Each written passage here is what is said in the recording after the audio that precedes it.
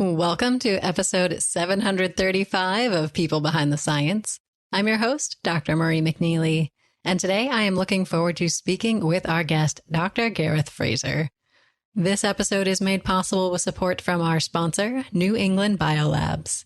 Listeners, are you curious how molecular biology is moving forward around the world? Hear from scientists who are driving discovery and expanding applications of existing technologies on the New England Biolabs podcast, Lessons from Lab and Life. Host Lydia Morrison interviews revered scientists working in genetics, synthetic biology, diagnostics, molecular cloning, and other fields. Get ready to explore the cutting edge of science and learn what these remarkable scientists have to offer. Don't miss out on the opportunity to hear exclusive stories about the world of laboratory research. Tune in to Lessons from Lab and Life today, wherever you listen to podcasts.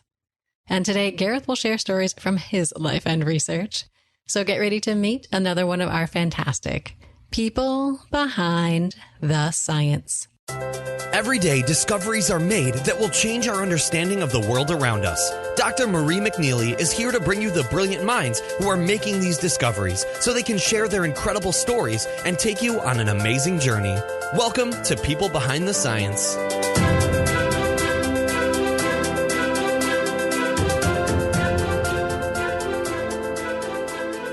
Hello, everyone, and welcome to People Behind the Science. Today, I am thrilled to be introducing you to our guest, Dr. Gareth Fraser. So, Gareth, welcome to our show today. How are you?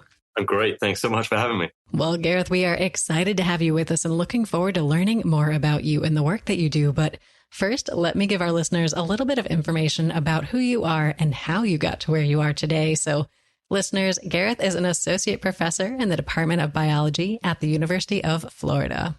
He received his bachelor's degree in palaeobiology and evolution from the University of Portsmouth, his master's degree in evolutionary biology and systematics from the University of Glasgow, and his PhD in evolutionary developmental biology from King's College London. Afterwards, Gareth conducted postdoctoral research at the Georgia Institute of Technology, and he served on the faculty at the University of Sheffield for about 9 years before joining the faculty at the University of Florida in 2018. And Gareth, today we're excited to hear more about you as a scientist, but also to get to know you as a person. So can you start by telling us what you like to do when you're not doing science? So I have two very active daughters who are 5 and 7. And one of the things that I enjoy most is to learn with them and from them. They're incredibly inquisitive and curious kids. And one of the things that we're sort of enjoying right now is my eldest daughter is really into cryptids and cryptozoology. So I enjoy reading about these strange creatures, which plays into my research quite a bit, actually. This kind of idea of searching for monsters. So we do that. We read a lot about cryptids and sea monsters. I enjoy nature. I enjoy going outside and breathing. I play soccer, actually, for a local team here in Gainesville. I scuba dive and I fossil hunt as much as I can. We live on a creek and, you can find incredible fossils in the creek. And I didn't know that until we bought the house, actually. I started out as a paleontologist, so this is wonderful for me to go out into the creek and just find fossil shark's teeth. So my daughter recently found a megalodon tooth in the creek as well. Oh, wow. These are pretty big shark's teeth. So they're not the sort of tiny micro teeth that I sort of started my career looking at, but the biggest of the big in terms of shark's teeth. But yeah, that's typically what I like to do with my time. Oh, that is remarkable. It sounds like you've got a lot of hobbies, and there's perhaps some cross-pollination between what you like to do in your leisure time and your science. But how do you describe it to people who might not be familiar or may not be in your field? I'm really interested in things that are the sort of extreme ends of biology, right? So these sort of evolutionary wonders. So I study things that are quite unusual. In the core of it, I'm a developmental biologist, and I study how things form, how nature creates things, and how it kind of recreates things during regeneration. So I'm a developmental biologist that really looks at how evolutionary change exists and how it percolates through development. And what are the genetic factors that allow for this change in development and why we get these strange monsters, essentially. Typically, I work on fish, but that's not all that we do. But we look at the strangest fish that you can imagine. So pufferfish, hammerheads, ghost sharks, strange things that, you may have read about or you may never have heard about. We're sort of looking to see what sort of morphologies, what features these fish have that kind of set them apart from everything else. If you think about the hammerhead, the head, this cephalofoil, this strange hammerhead that they have, that sort of evolved from pretty much nothing, right? So the first hammerheads to evolve were these really long-winged head species that just came from a species or a group of species that didn't have hammerheads. And so I'm sort of really interested in understanding why that trigger happened. So what in development and evolutionary development happened to spur this strange morphology to exist? And then again, why it's sort of still present now, why it wasn't an experiment and sort of die off with that species. So I like these strange oddballs. And I think it's probably because a lot of us scientists are kind of oddballs themselves, right?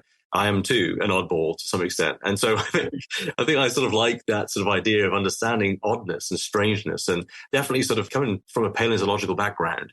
I definitely really enjoyed reading about these strange evolutionary events that led to these quite novel morphologies or novel features that may or may not have survived the span of time to modern day, right?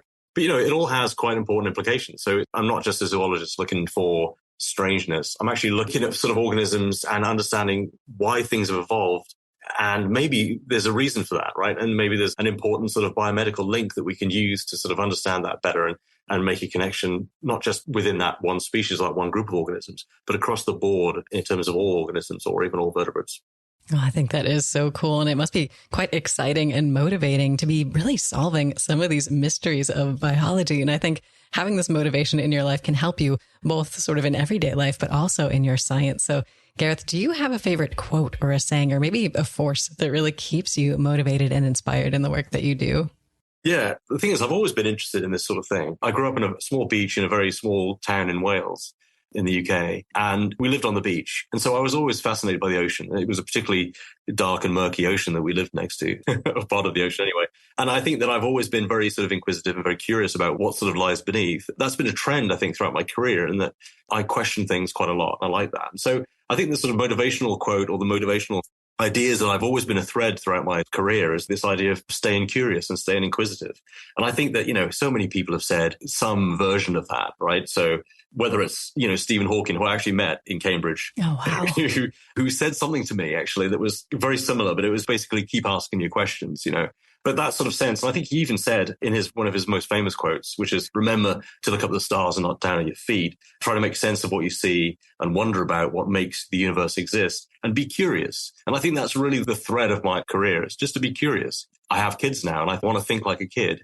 And I think I probably always have. From an early age, I've been very interested in the strange unknown of science. That sort of curiosity is the thing that keeps me going. I mean, on a daily basis, I'm in the lab, even looking at a histological section through a shark jaw. Every time it seems to me like it's the first time, because I always see something new or I find something that I didn't quite notice the last time. And I think it's that curiosity that keeps me sort of motivated and keeps me going, because there's always something else to find out.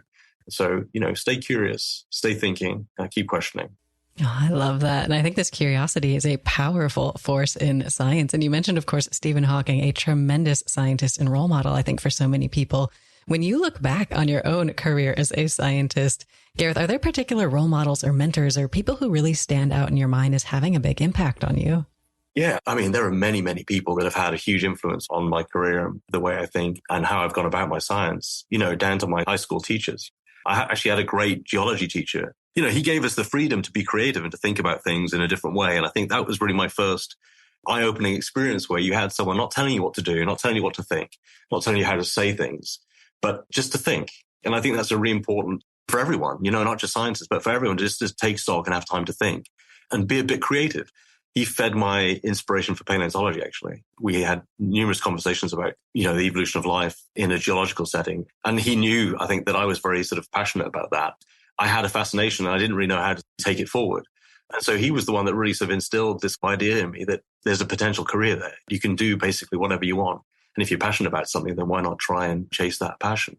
I've always been sort of struck by this kind of idea of just having fun, I think you have to have fun doing what you do. I mean, you do it a lot and you spend a lot of time doing it. Right. I think that's one of the things that I try to continue even today. And even when I write a grant that's very sort of mechanistic and very seemingly boring or dull, it's about having fun and finding those moments, whether it's something you're writing or something you're thinking about or a question you're asking. It has to be fun. And I think that for me, that's really important.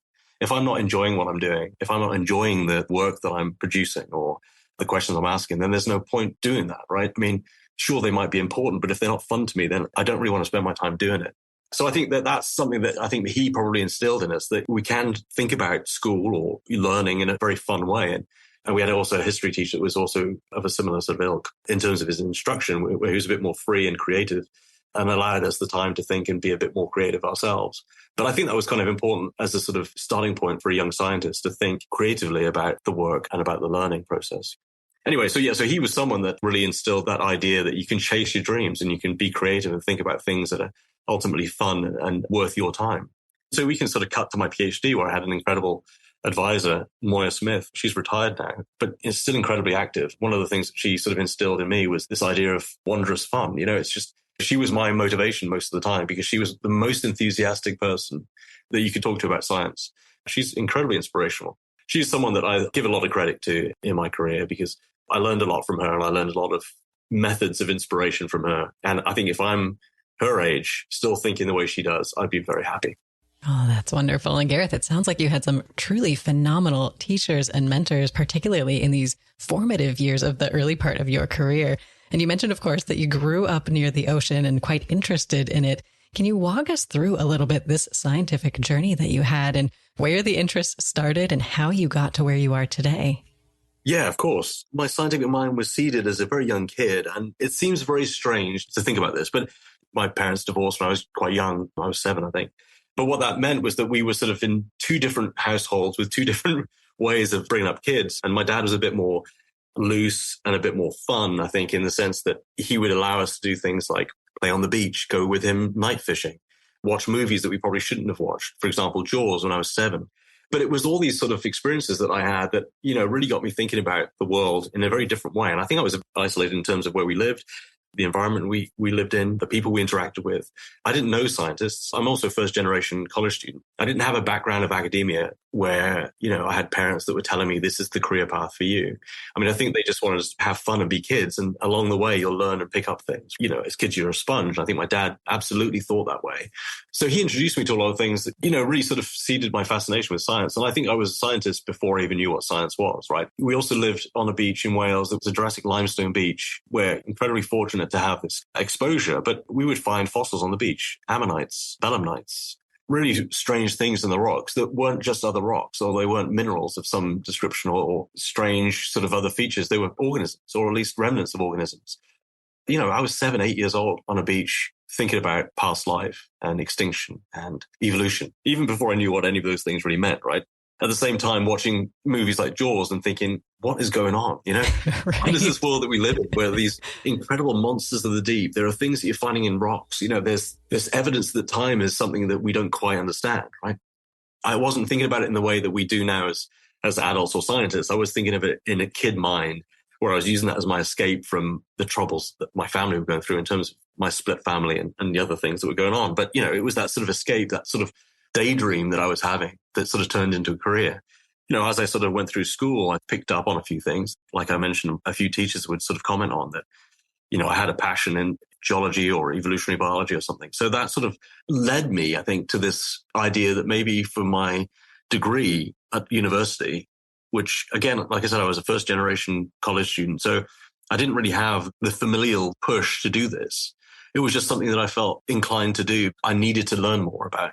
And so it was pretty serendipitous in the sense that I was contacted by the University of Portsmouth, one of the tutors that I eventually had, who was, I think, recruiting for the first round of a new course, which was paleobiology and evolution. So we were the first cohort of that course. So it was a bit of a risk, right? You always take a risk when you take a course that isn't, it's not well established.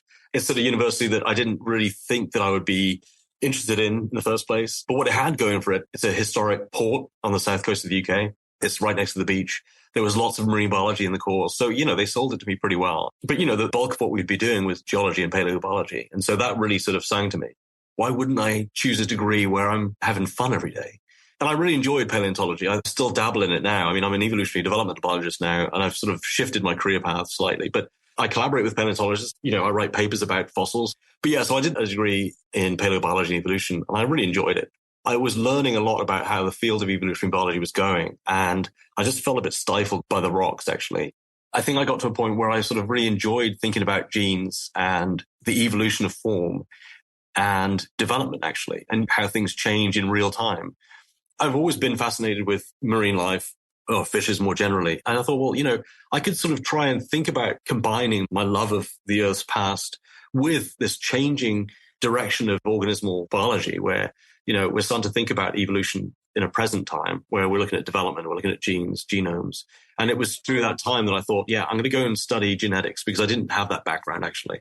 And so I took on a master's program, again, maybe a slight risk because I was offered a few other positions for my master's that, looking back at it now, may have been smarter options. But I went to Glasgow, which is an amazing city. So I did a master's in evolutionary biology and systematics, where I did 2 projects.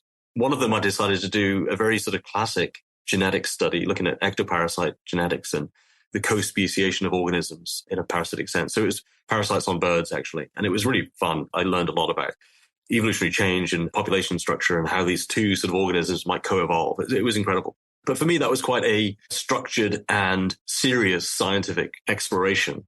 And so my other project, I thought I'd give myself a little bit of leeway and think about something a bit more fun. And for that project, I designed and set up a project looking at the ecology of basking sharks around the sort of western coast of Scotland, around the Isle of Arran and up into Loch Fyne and a few other places around the west coast.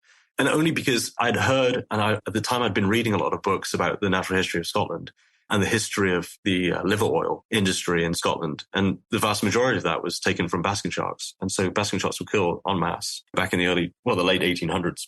And so it sort of got me thinking about Scotland as a site for an amazing diversity of sharks. And so, I started thinking about maybe studying something related to that. So I got together with the Marine Station over at Millport, which is the University of Glasgow Marine Station. And we started to discuss the project. And I said, look, this might seem a bit silly, but I really like to study the movement of basking sharks. And it was a bit ambitious. And we didn't really have the expertise at Glasgow to really do that project well. So I contacted someone that I had read about. Actually, I read a number of his papers, David Sims, who's now at Plymouth, at the Marine Biological Association. And I said, hey, look, I know you do this work down in Plymouth and off the southwest coast. Do you have any reason to come to Scotland to do this? I've got basically a lot of contacts. I've got people that have boats. We could do it. What do you think? And he wrote back almost immediately and said, yes, we're coming. Right? That's amazing. So we did that, and it was just fun being on a boat, tracking these sharks. For days you'd be on the ocean looking at sort of a blank canvas, really. There's nothing there. It's kind of bleak. And then all of a sudden you might see a minke whale or some porpoises pop up and you think, oh, there are creatures. There is life under the ocean there. So I think after about 2 weeks of being out on the boat scouting, we eventually saw our first basking sharks, and then they came en masse, and it was an incredible few months actually working out there. So that was my master's. I took 2 things from that, right? So the training and the idea of the evolution works on the genetic level and understanding genes and genomes in a bit more detail. But then again, my curiosity for looking at strange organisms and finding these beasts and tracking them and doing some just fun science was also part of my deal. And I sort of made a pact with myself at that point that if I was going to continue as a scientist, at that point I didn't really think that I was a scientist or good enough to be a scientist, but that if I was going to continue, it would only be in that same vein, doing stuff that is wonderful and exciting and fun. And that's what happened then for my PhD was I completed the triangle of science. So from paleontology through to genes and evolution, then the only thing in my mind after reading lots of books was this kind of concept of development. And I decided that my PhD would sort of complete that. So I was very sort of slow to think about PhDs, I think, because my master's program was for 1 year. It finished in October, which is a strange time because PhD programs have probably already started or the process of application and interview have already taken place. So I think it was relatively late. I think maybe in September or so, I started looking, which is really silly. But again, I didn't really have the experience to really sort of know what I was doing. And I didn't at that point even know I wanted a PhD. I just wanted to see what the options were in continuing this process of learning. And a few of the guys on the course were already accepted on PhD programs. I thought, well, is that something I want to do? It's a large commitment. It's 3 years plus maybe another year. It's 4 years of my life. I felt like this was the time that I should be traveling around the world, working in, orchards in Australia or something. I scoured the few websites I knew that had PhD programs advertised. I think there were more, but I just didn't have the experience. But one of the PhD adverts I saw was this PhD program at King's College London, an incredible institute that I'd read a lot about, but I didn't think that I would ever be at somewhere like that. And the PhD program sort of immediately, I think even in the title of the program, it just sang to me. And it was something like Evo Devo of vertebrate dentitions. I thought, oh, that sounds fun. So October 2001 was when I ended my master's program. So, it was not that far into this emergence of this new field called Evo Devo, which is evolutionary developmental biology. And so really fascinated by this concept. So when I saw this advert for a PhD at King's College, focus on Evo Devo vertebrate dentitions, the teeth of vertebrate animals. I mean, it's incredible. And so I'd already started thinking about teeth because I was a paleontologist. And, teeth are the most fossilized component of the vertebrate skeleton. And so most of the fossils that I worked on during my undergrad were fossil teeth. So I already knew a little bit about teeth. I knew a little bit about the evolution of teeth. And so being able to study tooth development and the cellular processes that led to tooth development, and then understanding the genes that really regulate and control the process of tooth growth, tooth shape, number of teeth, the ability for an organism to regenerate teeth, it just sang to me. I thought this would be an incredibly perfect PhD program. The only issue was that the deadline had already passed, which I think a lot of people can probably, commiserate. Yeah, exactly, right? I mean, it happens all the time. You see something, you're like, oh, this is perfect.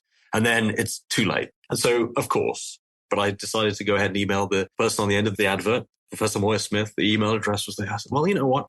Even if it doesn't work this time, maybe she'll have a PhD project in a year or two or something, or even just, a position in the lab where I can just learn a bit of lab work and even volunteer. I didn't even know at this point what it would be, but I thought I'd email and just express my interest in the project, talk a bit about my background, and maybe she'll contact me back. So I got an email back the following day, inviting me down to London to spend some time with her and chat about the wider project. And so I thought, well, this is fantastic. So I did. I got the train down to London, sat in the lab with her for a day, and we went through shark species. We looked at lampreys under the microscope, endless slides, histological slides of different vertebrate teeth. And so even in that one day, I think I learned an incredible amount about the process of tooth development. I caught the bug. I mean, I think being in the lab with her, listening to her enthusiasm and being in that environment too. I mean, it was, if I can paint the picture, this is Guy's Tower, which is a Guy's Hospital in London on the South Bank at London Bridge, really kind of smack bang in the center of town. And you're in this incredible tower, which is, I think, a 30-floor tower that at the time sort of was the tower right there on the South Bank. The window of the lab looked out onto the Thames River and you could see Tower Bridge from the lab. It was just incredible being that high up, looking out of the lab and thinking, oh my goodness, this is it. This is where I need to be. So at the end of the day, actually, she left me, I think, for an hour or two looking at slides under a microscope. And she came back into the lab at some point. She said, so what do you think? And I said, well, I mean, I'm amazed. I love everything I've seen. I don't know what else to tell you. And she said, no, what do you think? And I said, I'm sorry, I don't know if I understand what you're asking me. She said, well, what do you think? Do you want the PhD or not?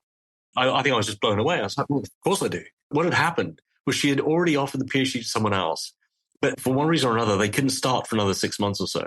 And I think that it was actually more complicated than that. There was a visa issue. So it actually turned out that they couldn't start the PhD when it needed to be started within that year. So she said, no, it's available if you want it. And I think everyone probably has these stories where, their careers are just full of these serendipitous moments where if you hadn't have done that one thing, none of this would have happened. So I think serendipity plays a huge role in all this. And so, so I did my PhD and it was a wonderful experience. Not all of it was wonderful. I mean, we all have periods of our career that don't go quite as planned. And my PhD was definitely one of those periods. But overall, it worked out amazingly well. It really set me on the path for the career I have now, which is I have my own lab and I'm able to basically play every day, have fun, create and investigate things that no one else is investigating. I think it's just incredible. I think that is absolutely remarkable. And I love the story that you told of how you sort of moved through these early stages of your career. And I think you're absolutely right. That role of chance is pivotal in many cases for scientists. And I know you're working on some phenomenal work now. You can just hear your passion coming through when you talk about this field. So Gareth, do you have a particular project that you are working on at the moment that you are the most excited about and want to share with us today? The main thread of research that we have in the lab right now is trying to understand the evolution of teeth or tooth-like structures in vertebrates. And so if you think about the evolution of teeth, it's a really strange sort of evolution of something that we can't really pin down at this point, right? So we don't really know how teeth evolved in the first place. It seems odd because we do have a lot of fossils that show us lots of really interesting things, but there are fossils that sort of contradict each other in terms of the timing at which these structures first appeared. Now, one of the early questions that I had was, where did teeth evolve? Did they evolve first in the mouth? Or did they evolve from the skin in these kind of weird sort of dentine and enamel-rich scales of these kind of jawless fishes that were swimming around in the Cambrian seas? We don't really have a good handle on the exact timing and the exact order of appearance of these structures. And we do know that they exist in multiple locations. Teeth are not just found in the mouth, they're found everywhere. And if you look at modern-day sharks, what you'll notice is they're covered in these small, often microscopic scales that are skin teeth. Right? So these are teeth that are embedded within the skin and they erupt through the skin and they're sharp because if you stroke a shark from head to tail, it's super smooth. They're incredibly hydrodynamic. These scales offer them this kind of drag reductive properties that allow them to stealthily swim through the water. But the thing about skin denticles, if you stroke the shark from tail to head, you might cut your fingers. They're incredibly hard. They're made of enamel and dentine. Their teeth, they're sharp. And it's true that within modern day sharks, you have both skin teeth, these dermal denticles in the skin, and oral teeth. We're actually using the shark as our main model right now in the lab. And the reason we selected the shark in the first place was a conversation that I'd had with Moya, my PhD advisor, when I was a PhD student. And we actually struggled to get embryos to work with. So I had to work on other fish. But I sort of kept this in mind. And then when I started my lab at the University of Sheffield, that was the first conversation I had with my students in the lab.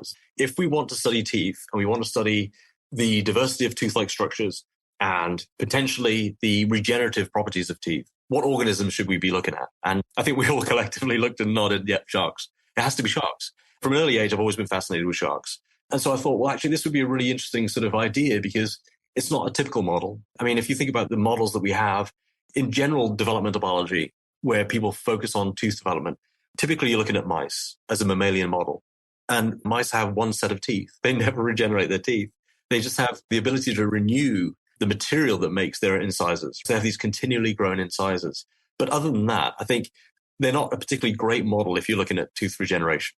And so I think I worked on mice for about 3 weeks of my PhD. I think that was the extent of it. You were done, yeah. And so when we were sort of thinking about models to study tooth development, the standard developmental models just didn't cut it. And so we decided on sharks because they have a mouthful of teeth. They have many teeth. They rapidly regenerate their teeth. And not only that, but they had teeth embedded in their skin. And so my first PhD student and I basically designed a set of experiments. We were able to get embryos. And in the UK, we're actually quite lucky because we have a very common shark species called the small spotted cat shark, Scaliorinus canicula. It's everywhere. The great thing about cat sharks is that they're oviparous, which means they lay eggs, which, you may not believe that sharks lay eggs, but they do. Actually, sharks do 3 very different things in terms of reproduction and gestation. They either lay eggs or they lay eggs within their uterus, which develop, or they have uterine development. Yeah, so this species of sharks lays eggs, a lot of eggs, actually.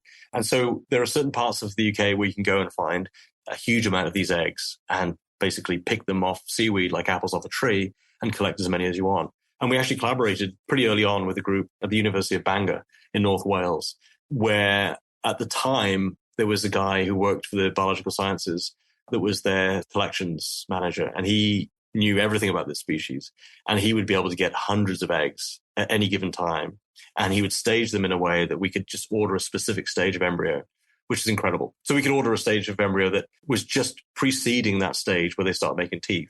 So we did, a huge number of experiments, basically charting the development of teeth in sharks from absolutely nothing, an oral epithelium that doesn't have anything, to the starting of these small bumps that begin the first generation of teeth, to then looking at this shift through generations, to understanding a bit more about how they regenerate their dentition continuously through life. I mean, they have an unlimited production of teeth. And so we really wanted to understand the production from the start, the starting point, the initiation of teeth, through to the establishment of this process by which they're able to regenerate this unlimited supply of teeth.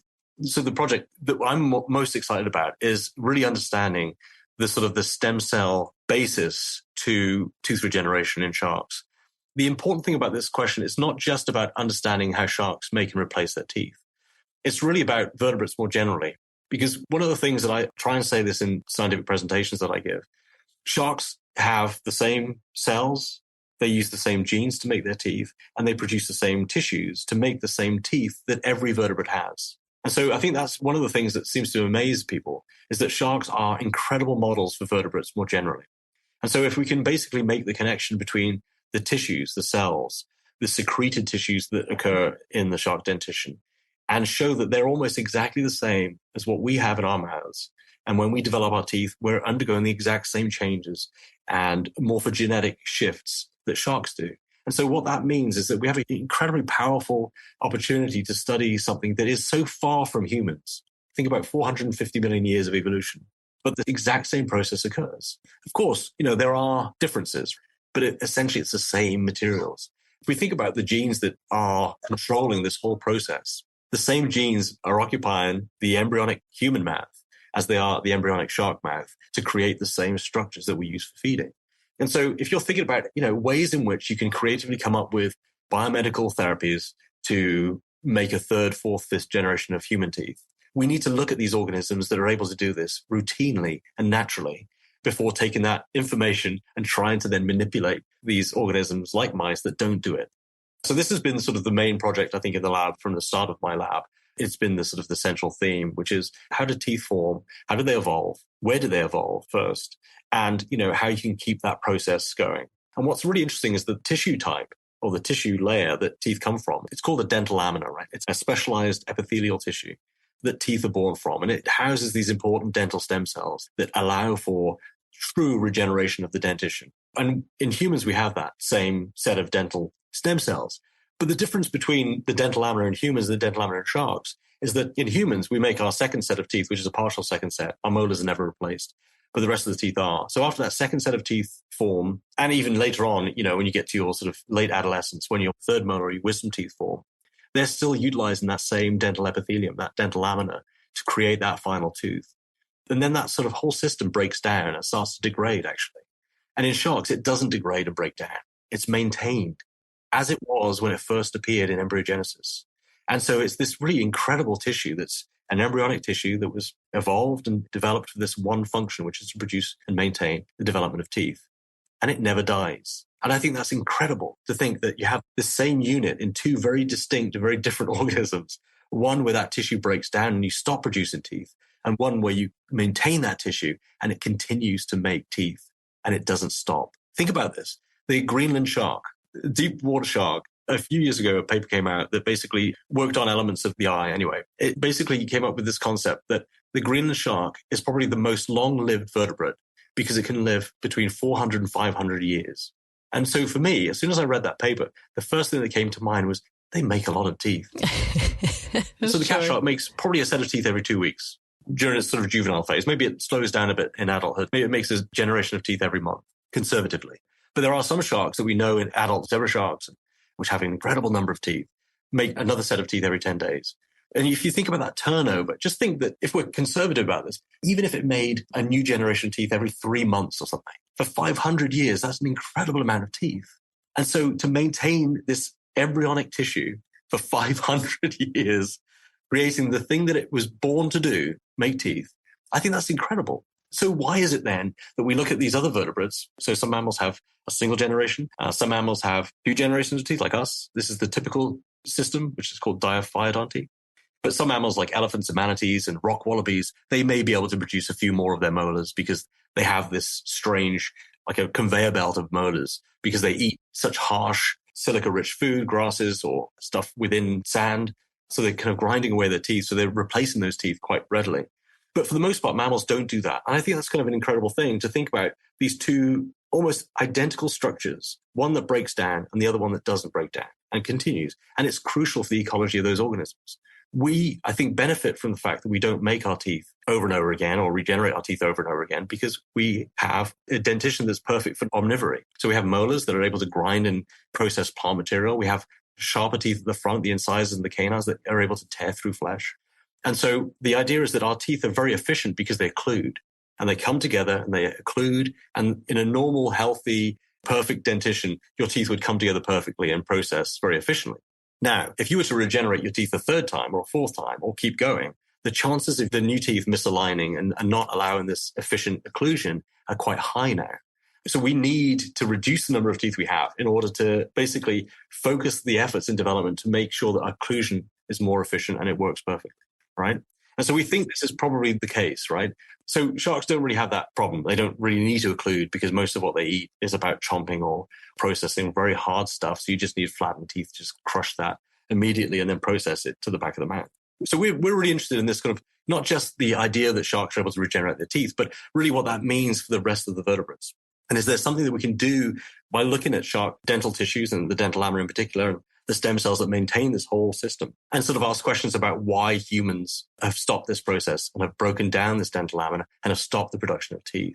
And so one of the things that we're looking at right now is the true sort of remnants of this tissue in humans. Do we still retain any of that tissue? The answer is yes, we do.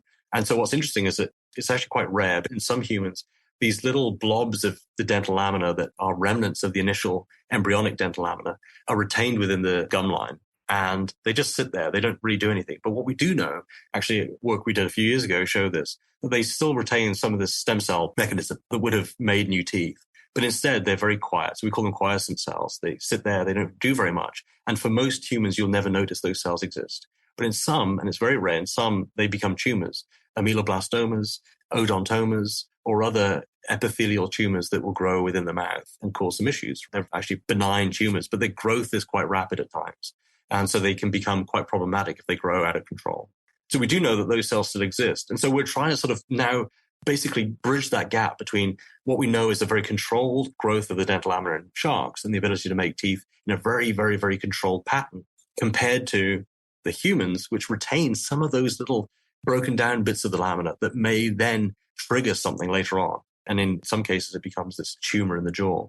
So we're trying to sort of make this biomedical link now between what we know about sharks and the sort of the fun zoology of shark dentitions and how we can sort of use what sharks do in a more applied way and potentially putting dentists out of business.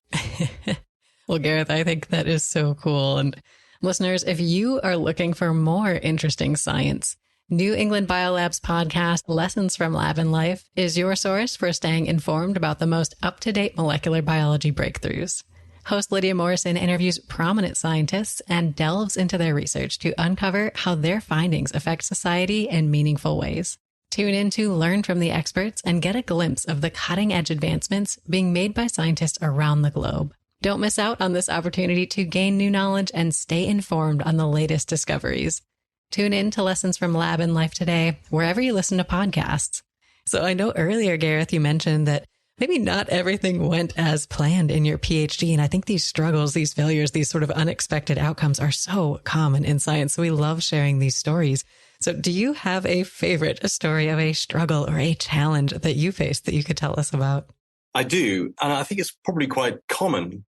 You know, I was a PhD student. I know when I started that project, it started off great. I was able to sort of learn a lot about really interesting organisms and start really thinking about how to develop my project. And Moya, my advisor, so she decided that she would take a sabbatical for, I think it was 8 months or so in Australia. And it just so happened to coincide with my first year of PhD. Oh, no. And so, you know, of course, I absolutely don't blame her for any of this because from the goodness of her heart, I think she sort of made sure that I was taken care of. And I moved into a lab, actually a few bays away from the lab that she had, to work under the guidance of another professor at King's who was not a tooth biologist, who was not interested in paleontology, who was not driven in the same way that I was. And so my project actually started quite terribly in the sense that I was doing things that I didn't know that I was going to be doing and I hadn't planned on doing. And actually the first experiments that I ran as a PhD student were looking at muscle development in chicks. So the chicken is another one of the sort of the staple developmental models that we use. And it was a great lab. The students, the postdocs in the lab were fantastic. I just butted heads with the PI. I don't think I was the classic PhD student that she was expecting based on my background and my knowledge set and my interests, I think, generally. And so I think we just butted heads. And I think that happens a lot in any walk of life. You meet people and you get along with. You meet people and you don't get along with for whatever reason. And I think that this was just one of those things. And it was a really interesting lesson to me because I now know how it feels to be the PI of a lab where you're managing lots of different personalities. And it isn't easy. You're not trained to do this. You don't go through years of training to deal with management. And so I totally understand. And I think that maybe it was a difficult time for me because it meant that I wasn't really progressing in the way that I felt I should be. You know, and it wasn't just that. It was, I think that my PI didn't really offer me the encouragement that I think some have in the past. And so I just felt like it was a very strange time. It was somewhat crushing my enthusiasm. I came with a lot of enthusiasm to the lab.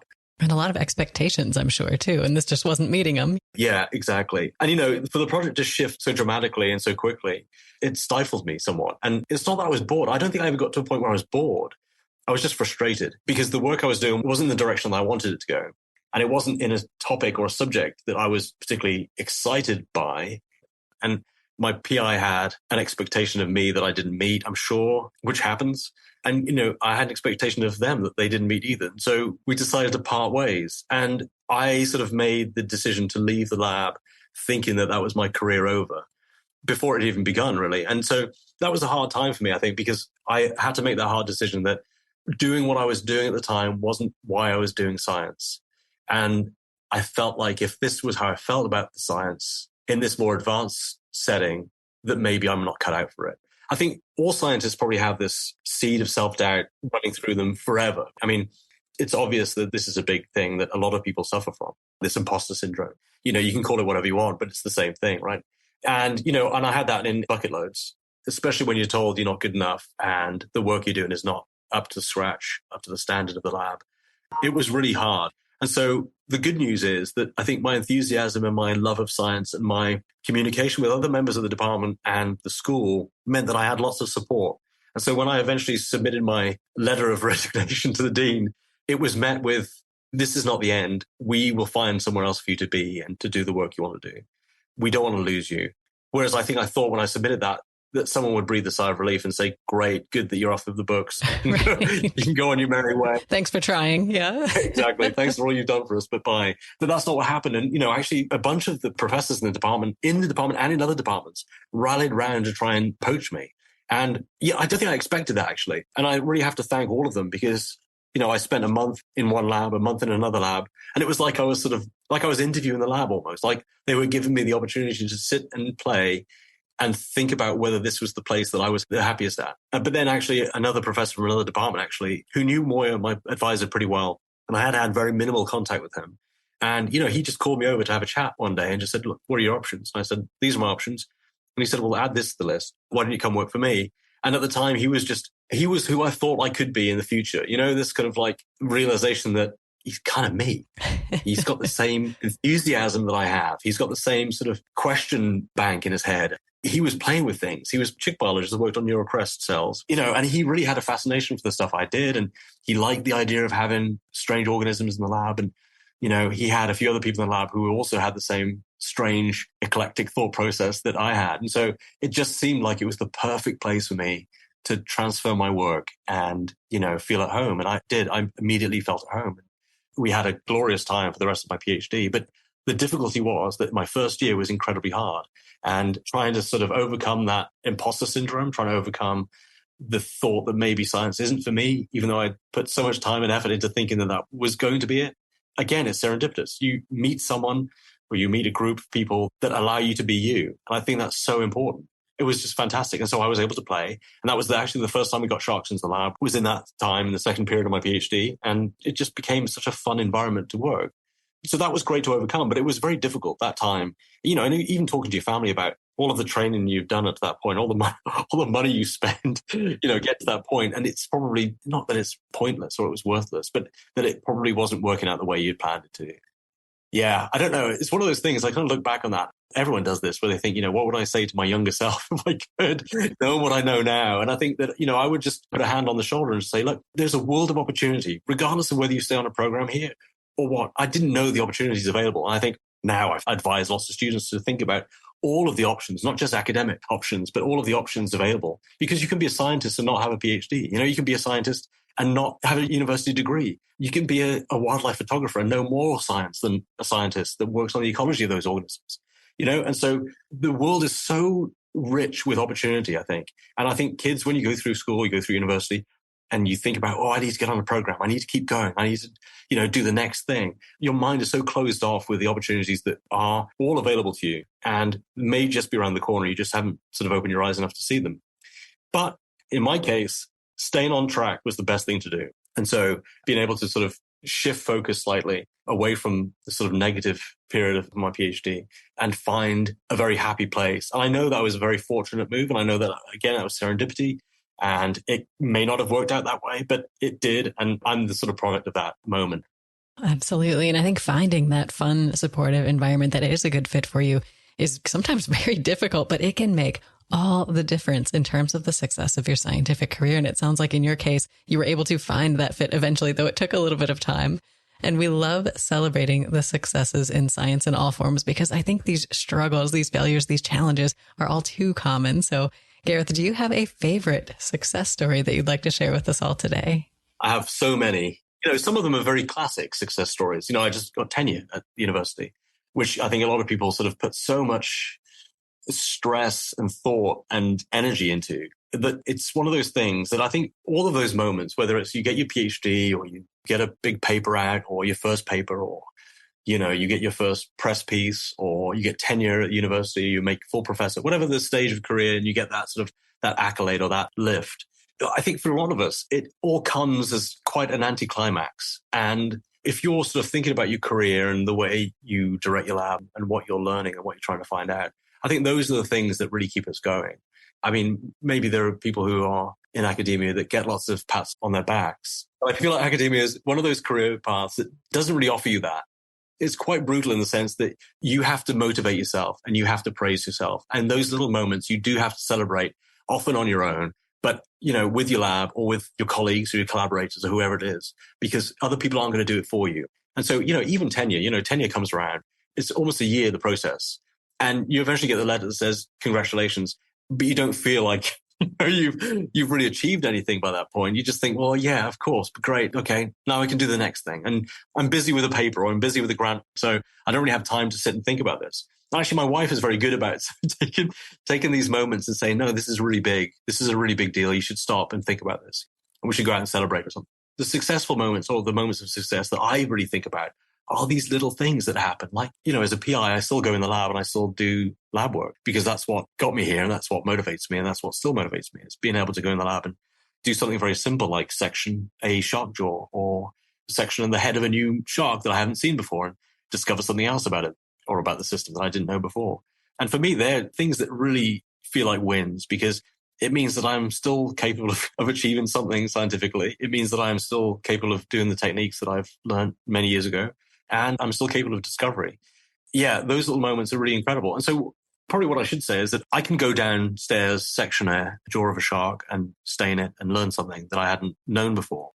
And that'll probably help me through the week. A little thing like that, it just brings me so much joy. And it sounds silly probably, but it does. It brings me so much joy that I'm in control of all that. I can go and learn something that no one else is looking at this right now.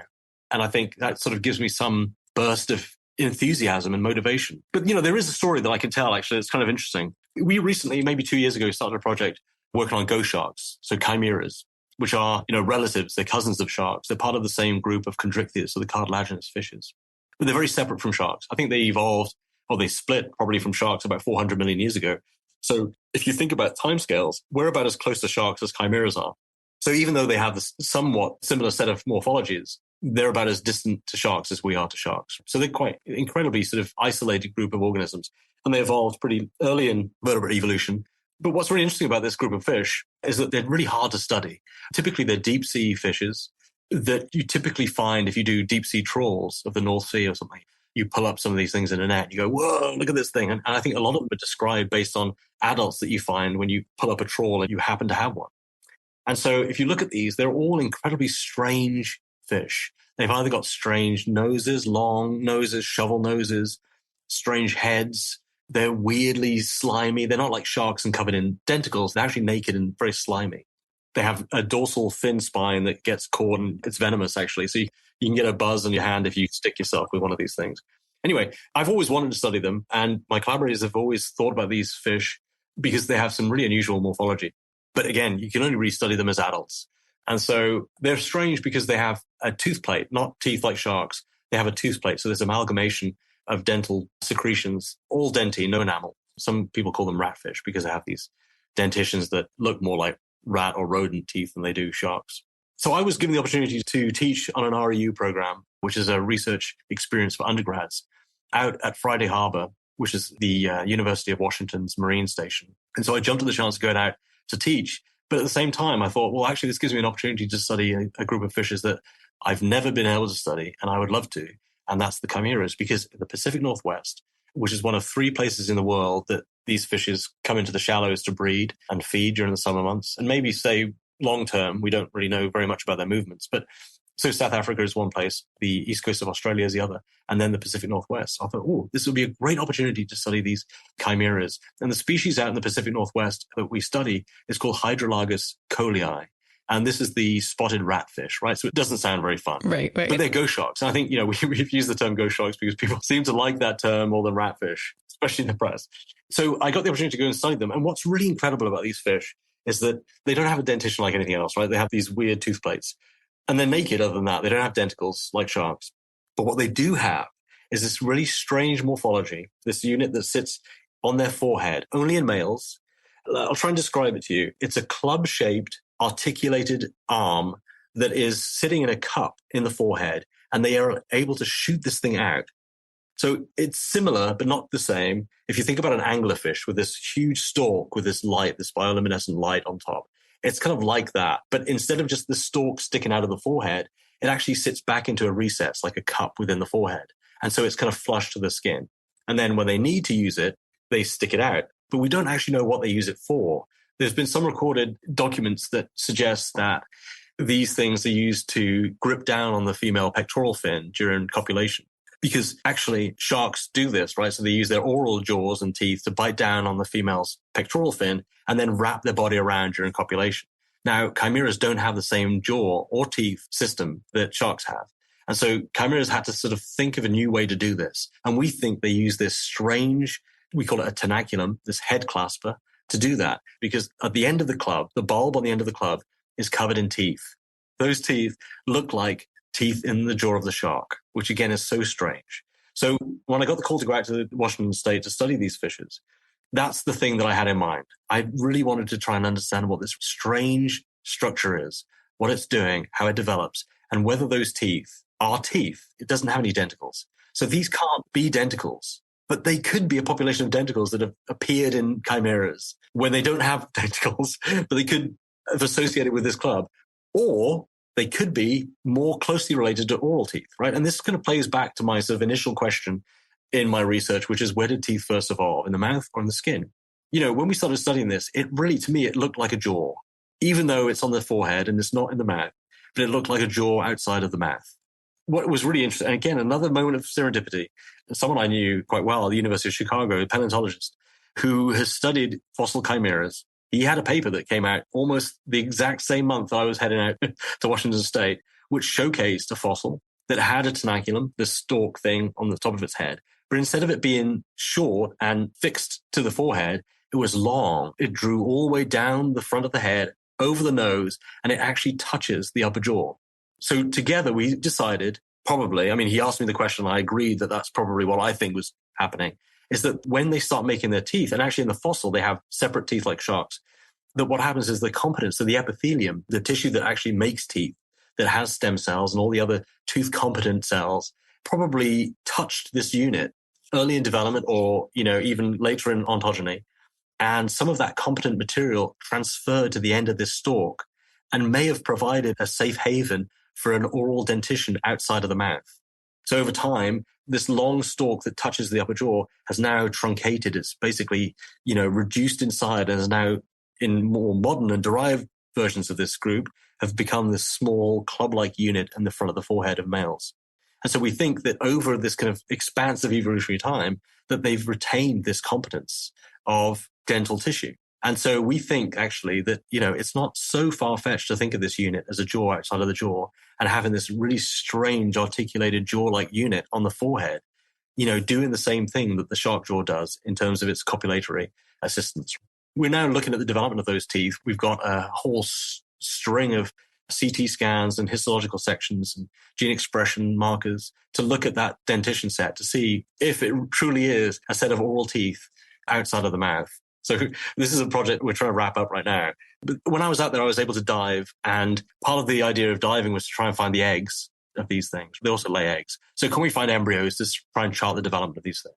Well, we couldn't. But one of the dives that I did just before I left, I did a night dive and it was late and it was pitch black. So we had lights. We were about 70 feet down. We spot a chimera. I mean, for me, it's wonderful to be able to see the organism that you study in its natural environment, just hanging out. And so it was very inquisitive. It came over to us. It swam with us for about 20 minutes. And at the end of this 20-minute session where we were swimming with this male chimera, is that we were watching its tenaculum, this weird club-shaped thing on the front of its head. And I'm filming this at the time. And at one point it turns to me and it shoots the tenaculum at me. Right? This thing comes out of its head and it sort of shows it to me. It's a strange answer to the question, but that was a recent success. Studying this organism, studying this unit, and having the organism show you this structure in this manner underwater on a night dive, you know, the last dive of the season. It's just everything came together in that moment. And I was like, yes. And I knew I was recording and I knew I had the video of this sensational wonder of nature. Anyway, so this is the thing now. So we're now writing a paper based on this. So I don't know what else it could be used for other than maybe a signal to me or to whoever to say back off or you're welcome or something, some sort of, I guess, perceived human emotion that probably doesn't exist in the world of chimeras. But it was just an amazing moment that I just, as soon as that happened, I knew that I was, again, in the right place, the right time. It was wonderful. Oh, that is absolutely remarkable. I love this story. And I love that, of course, it had to happen in like the 11th hour, that last moment that you were in the water. Again, it's one of those moments, that moment that I can look at now because I have video footage of it. But it's that moment that I think that's kept my motivation for this project going because it's just, seeing it, understanding it, and then sort of thinking about that whole, wonderful moment that I had with this fish, that whole dive manifested in a way that, I couldn't really imagine. So we're now sort of developing projects where we're collaborating with engineers that make robots, underwater robots. And we're now sort of thinking about, making virtual reality environments where we can basically showcase these fishes, how they lay eggs, the environment that the legs are in, allowing robots to basically identify environments where they may or may not be laying and start to really think about the ecology and the sort of the conservation of these organisms on a greater level than we've ever done before. And I'm not an ecologist, I'm not a conservation biologist, but I'm now thinking about the wider context of all of this and how this organism, not only lays eggs, but how it develops, what it's developing, the evolutionary history of this organism, this kind of whole sort of systems level approach to science and understanding not just the cell in the tenaculum that makes teeth, but drifting so far out of that minutia to understand the sort of the importance of that species and its presence within the evolutionary context of vertebrate organism. Certainly. And I know, Gareth, it's easy for these exciting projects to really fill your life and sort of be all consuming. But we try to get our listeners to take a step back, to take a break, and to expand their minds by reading something that may be outside of their scientific area. So, Gareth, do you have a book that you've really enjoyed that you would like to tell our listeners about? So I read, of course, a lot of science books and even historical science books. And actually, one of the things I read probably, when I was at university, I started reading these books. The books that I like are the books about discovery, really reading the more well-known scientists, how they got their start in life and how they came up with the concepts of the projects that they were working on to find these amazing discoveries. Think back to Darwin and Alfred Russel Wallace and these founding fathers of evolutionary thought and the struggles that they endured and the decisions they made to put them in the right place, the right time to find this thing that the world has benefited from. So I've always really sort of found, a lot of enjoyment in reading those sort of biographies of some of these founding fathers of science. I've always been sort of amazed by discovery and thinking about the mindset of some of these people, going out into the jungles and just finding animals for the first time or describing animals for the first time. Based on this, I'm going to talk about a book I recommend to my students a lot. And that's a book by Sean Carroll called Into the Jungle. And its close cousin, which is the Remarkable Creatures book. His storytelling is fantastic, but he really documents some of these really important evolutionary discoveries and the mindset, the field trips, the issues, the sort of the mental state of some of the scientists and how they basically discovered this incredible thing that we now talk about hundreds of years later or decades later in some cases. Everyone should have this sort of curiosity in their soul and be driven by that. And sort of in the same vein, I read lots of other things that are about creativity. And the other thing that I was thinking about when you asked me the question was a book by Rick Rubin, the famous music producer, who wrote a book recently called The Creative Act, A Way of Being. And reading that was really kind of inspirational to me. And those sorts of books are inspirational to me because I think he's talking about creativity in art. And typically he's thinking about musicians or people that paint or sculpt, people that are the creatives of the world. And so the one thing that I really love about reading these books is that I'm a creative. I don't think that creativity is only for artists. And if it is, then I'm an artist. And so I think that as a scientist, you have to be incredibly creative to think about ways in which you can drive your research in new directions, to discover new things that haven't been discovered before, to find new solutions to answering questions that haven't been answered before, or to find new ways to answer those questions, right? And so it's all about creativity and thinking about ways in which you can shift the way you think. And I think that we're all artists. And I think that, reading this book, The Creative Act by Rick Rubin, was great because, he was using examples like the Beatles, musical groups that he's worked with that are the most creative, or they've realized a new genre of music, or they've come up with a new way of doing something that no one else thought before. And so he's talking about this, basically getting your mind set for a sort of creative inspiration. And I love this because we all need creative inspiration, whether we're painting on a canvas, coming up with lyrics for a song, or writing a paper, writing a grant, coming up with a new project with a PhD student to drive a new field or a new element of your field. And so, yeah, I love reading these books. Anything creativity related, I'm in. Phenomenal. Well, Gareth, thank you so much for these recommendations. We will add them to our website for our listeners to find. And we've touched on travel throughout our conversation and that your training took you to a lot of different places. And I know your science has taken you to a lot of places as well, whether it's for data collection, conferences, etc. So do you have a favorite place that you've traveled to for science? So when I finished my undergraduate degree, my aim actually was to travel the world and basically sample different countries and work and figure out what I wanted to do during those journeys. But instead, I decided to continue my science track. And so within that, I've been able to travel. And I think that's always very, very important to what I do and learning about new cultures and new ways of thought. I was given several opportunities to go out to Japan, actually, to work. One of the projects that we've got running in the lab is focused on pufferfish. You know, I talk about these weird organisms that I like to focus on. And pufferfish are strange because they make beaks and not teeth. It fascinates me why some fish make that evolutionary decision. Not that it's a decision, but an evolutionary step toward a new morphology that goes against the norm and cuts against the grain. And we had already started working on pufferfish, but I got the opportunity to go out to Japan to the Misaki Marine Lab, which is not so far from Tokyo, but it's around the coast. It's a bit isolated. It's beautiful. But Japan is a great place. And my connection to Japan came when I was a PhD student. We had a visiting lecturer in the lab, a professor called Masataka Okabe. He was just such a good friend and a good mentor. He was the first one to give me the opportunity to go out and to enjoy Japan. He also gave me the contact, which became my collaborator over at Misaki, to study the pufferfish. And, you know, the wonderful thing about being in Japan is that they have a very sort of interesting relationship with nature. And it seems that a lot of what they do is focus on celebrating nature and being part of nature. And so the marine station actually was just so happened to be on a beach where this one species of pufferfish would beach themselves to breed. It's the Japanese grass pufferfish called Takifugu nifoblis. But yeah, being out in Japan, you know, not just studying the pufferfish and doing the project that we were working on, but just being in that sort of environment in the culture and just, you know, feeding off the enthusiasm and wondrous sort of nature, which is to sort of discover and to learn and to be out in nature and play and, you know, all the things I love. I'd probably move to Japan in a heartbeat. I loved it there so much. And, you know, we got to do some really fun things. We climbed Mount Fuji. We did some really amazing trips when we were waiting for things to develop.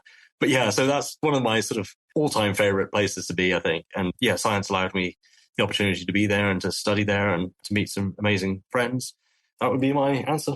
Oh, that sounds wonderful, Gareth. And as your answer sort of hinted at, the people that you've been able to meet in science are truly outstanding. And I think this goes against some of the stereotypes that people have about scientists. I think they're often portrayed in the media as these sort of very serious, critical people who are working by themselves in the lab all the time.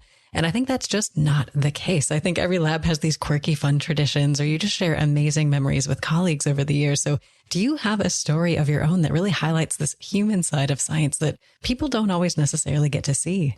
Yeah, so it is interesting, right? So when you think about scientists, I think if you're not a scientist, you're not involved in academia, your view of science probably comes from the media. And you see someone on a TV show. Probably one of the first experiences I had thinking about a scientist is Jaws and looking at Matt Hooper, who turns up and he's like, oh, I know everything about sharks. I'm from the Oceanographic Institute. That blew me away. I was like, what? That can't be right.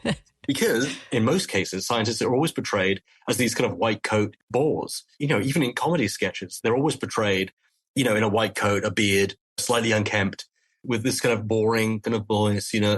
There was a famous comedy show in the UK that I used to watch, and the guy, he wasn't American, but he would always do this skit with a scientist in a white coat and beard, and he would have an American accent, and he would go, okay, and he would talk like this, like, I'm a scientist, and this is what I study, and here's a test tube. And it was just, it was one of those things that's not science. Yeah, you're right. So scientists are really quirky. They're really fun. They're creatives. They're just so fascinating. And I think science probably, and I think biological sciences maybe more so, I don't know, it seems to attract strange folk that are probably on the periphery of what's deemed normal, right? And so we all sort of collect together in these departments and have fun. I mean, we do have fun. I mean, we've been talking about this recently where we could imagine a Netflix show or a sitcom written about a science department, which would be incredible because the personalities and the fun and the quirkiness that you see on a daily basis is just, people don't really understand what goes on behind the doors of labs, you know? So when I was at the University of Sheffield, the cohort was so fun. But we had a group of us that were probably a little bit stranger than most. We had a band, actually. I don't know if you know we ever agreed on a name, but we would play at the undergraduate graduation ball. We would be the kind of like the opening act, the kind of the comedy act, basically. And we would play covers and the students would shout songs that we would play. And it was basically an opportunity for the students who were graduating that year to take pictures of us and to laugh. And we were just silly. And we just showcased, the sort of the other side of academia, which is that we're all willing to let our hair down and have fun. And I think that's so important to show that human side of any industry, and especially academia, and especially now in these kind of, hard post-COVID times. So I think that was something that we did. And we did it a few years when I was there. And I'm sure some of the guys are still doing it now after I've left. That was so fun. So just, having a band and sitting with a bunch of guys that you typically talk science with, and you're actually playing music and laughing because you can't play very well, or you play a bum note, or you trip over the cable. That's what it's all about. It's all about the camaraderie, the understanding that we're all human, and it's not all about that sort of white coat bore that we see on TV. The conversations we have on a daily basis, they're not all about science. It's usually fun times, and we're talking about real human things that most people probably don't imagine. Oh, I absolutely love that. And I love this idea of making sure that you are showing people that scientists are people too, because I think that message sometimes often gets lost with the things that people see. So I also think this creativity, this enthusiasm, this sense of community is critical for tackling tough problems and challenges in science. So if we gave you all of the funding, staff, technology, feasibly, Gareth, whatever you need, what is the one research question that you would want to answer most? So I would probably use my endless funds to buy a giant research vessel where we could send robots off, we could dive off, we could chart the ocean depths and find, some of the answers to some of the questions that we're trying to find, which is how do some of these organisms develop? Where do they lay eggs? Where are their nursery grounds? We're trying to do this right now with chimeras in the Pacific Northwest. We've stumbled upon a few sites that are really interesting, but we haven't yet found, this sort of bona fide site of egg deposition or a nursery ground for the juveniles. But not just with chimeras, with lots of organisms in the deep. I think if I had all the resources in the world, I'd probably end up being an ocean explorer, some sort of like modern day Jacques Cousteau, where my fancy boat and all of the technology was able to scour the depths of the ocean, finding these rare or sometimes unheard of creatures to learn more about our oceans and planet. It's one of those old adages that we know more about the surface of the moon than we do the depths of the ocean. I truly believe that. And I think that we have lots to learn about the organisms of the ocean, how they develop, where they lay, how they evolve, all these things. And so, so if I had unlimited resources, I would probably spend all of my time on the ocean on a giant luxury vessel, sending students and robots into the ocean to do some exploration while wearing a red beanie. You know what I mean? Mm-hmm. I think I've been in the lab a lot during my career, and I've really started thinking about, if I had more money, I would spend more time in the field. I'd spend more time underwater. I'd spend more time discovering things that we can't do very easily in the lab. Well, Gareth, this dream exploration mission sounds absolutely amazing. And I know you've been able to do quite a lot of exploring, and you've done so much phenomenal work in your career. But for listeners out there who might be on their own scientific journey and might be struggling, is there a piece of advice that you can share with them today? Perhaps a piece of advice that someone gave you at some point that really helped you? Yeah, it's one of those things that you probably, as an academic, get a lot. You usually have a lot of people that try and give you advice. Some of it sticks and some of it doesn't. Some of it really hits a nerve and some of it doesn't. But, I've got endless little tidbits of advice that I've had over the years. But one of them that stuck with me, and it seems very simple and straightforward, but my postdoc advisor actually offered me this when I was struggling to write a paper because I really wanted it to go to Nature or Science, one of the top journals. And I knew that it wasn't quite there. I didn't have enough really to make that leap between a good journal and a top journal. And so, I was pretty annoyed about it. And I was thinking, what can we do? Why isn't this story good enough? And so he told me this: science is a marathon, not a sprint. And it was just a very simple thing. And I think that was, at the time, that was all he said to quell my woes. But it sort of stuck with me. And it is interesting that people think that they need to get these fast hits. If I work so hard to get a Nature paper, then I've made it. Or if I work so hard to get tenure, I've made it. That's not what it's about. And I think that it's a very important, very simple piece of advice, which is science is about the long term. It's a career. What you do in your PhD pales in comparison to what you'll do for the rest of your career. You can use this in whatever context you want, but I think it's an important one. I think, those people that think they need to hit that target and they're done, what next? That's the question. What next? And I think that some people might struggle to think about what next because they've put all of their efforts into that one paper or that one moment of time, but there's more of it. It's a lengthy process. And I think, your career is more than a Nature paper. Your career is more than tenure. It's more than the advice of a postdoc advisor. It's a marathon. It's not a sprint. So pace yourself and don't beat yourself up if you don't make that amazing, hot discovery in the first year of your PhD. It's not about the destination. It's all about the journey. I think that really is true. And I think that's what this piece of advice is saying in a very succinct way. Oh, absolutely. I love that advice. Thank you so much for sharing it with us. And we truly appreciate all of the insights and stories and information that you shared with us today. But if our listeners want to learn even more, Gareth, what is a good way for them to do so or to get in touch with you? So I'm still relatively active on X, previously known as Twitter. Mm-hmm. So I can be found at Gareth J. Fraser on X. I have a website, which, we document most of our news, our publications, and some other fun things. And the website is www.fraser-lab.net. And if anyone wants to contact me and ask questions, if they have any questions, they can email me at g.fraser@ufl.edu. Outstanding. Well, listeners, definitely check out Gareth's lab website. He's got some amazing stuff on there, some videos, photos, and information. And Gareth, thank you so much for joining us on the show today. It's truly been a pleasure to chat with you. Thanks so much for having me. It's been great. And listeners, always wonderful to have you here with us as well. We hope you join us again next time for another episode of People Behind the Science.